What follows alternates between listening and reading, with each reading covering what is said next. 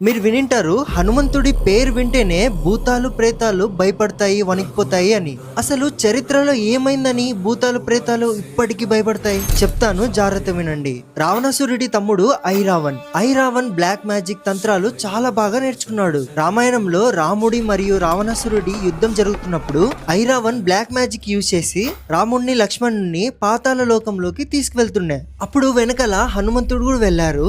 ఐరావన్ ని హనుమంతుడు ఎంత కొడుతున్నా ఇక్కడ చనిపోతున్నాడు, మళ్ళీ అక్కడ బతుకుతున్నాడు. హనుమంతుడికి అర్థమైతుంది ఇదేదో బ్లాక్ మ్యాజిక్ జరుగుతుంది నాతో అని. అప్పుడు తెలుసుకుంటాడు హనుమంతుడు 5 దిక్కుల్లో ఉన్న దీపాలు ఒకేసారి ఆర్పితే ఐరావన్ ని చంపచ్చు అని. కానీ 5 దిక్కుల్లో ఉన్న 5 దీపాలు ఒకేసారి ఎలా ఆర్పాలి? అప్పుడే హనుమంతుడు రౌద్ర రూపాన్ని ధరిస్తారు, పంచముఖి హనుమాన్.